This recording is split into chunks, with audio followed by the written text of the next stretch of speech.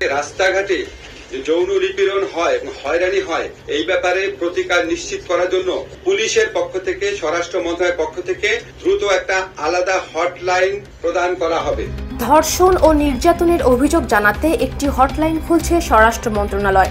একই সঙ্গে ধর্ষণের মামলা তদারকির জন্য আইন মন্ত্রণালয়ের অধীনে একটি সেল খোলা হচ্ছে। 9 মার্চ সচিবালয়ে সমসাময়িক বিষয়ে সংবাদ সম্মেলনে আইন, বিচার ও সংসদ বিষয়ক উপদেষ্টা আসিফ নজরুল একথা জানান। এ সময় স্বরাষ্ট্র উপদেষ্টা লেফটেন্যান্ট জেনারেল অবসরপ্রাপ্ত মোহাম্মদ জাহাঙ্গীর আলম চৌধুরী উপস্থিত ছিলেন।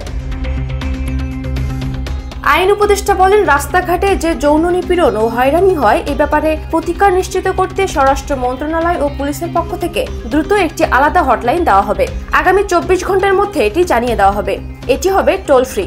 যমুনা ইলেকট্রনিক্স ঈদে ডাবল খুশি অফার সিজন 3, যে কোনো পণ্য কিনলেই পাচ্ছেন নিশ্চিত ঈদ উপহার। হটলাইন 24 ঘন্টা চালু থাকবে উল্লেখ করে তিনি আরো বলেন, এটি তদারকি করার জন্য স্বরাষ্ট্র মন্ত্রণালয়ের একটি ডেডিকেটেড সেল থাকবে। একই সঙ্গে ধর্ষণের মামলাগুলো তদারক করার জন্য আইন মন্ত্রণালয়ে একটি আলাদা সেল থাকবে, যেখানে মামলাগুলো নিষ্পত্তিতে অযথা কালক্ষেপণ যেন না করা হয় সেটি দেখা হবে।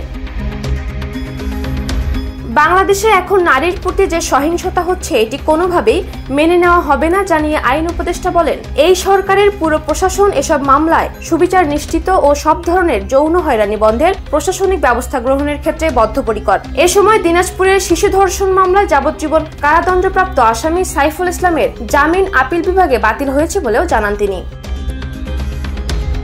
প্রধান উপদেষ্টার দপ্তরে আজকের মিটিং আইন শৃঙ্খলা পরিস্থিতিকে কেন্দ্র করে হয়েছে জানিয়ে আসিফ নজরুল বলেন, আমরা প্রত্যেকেই আপনাদের মতো ডিস্টার্ব। আমরা সিদ্ধান্ত নিয়েছি আমাদের আরো অনেক কঠোর হতে হবে। এখান থেকে যে কোনো ধরনের মব জাস্টিসকে দমন করা হবে।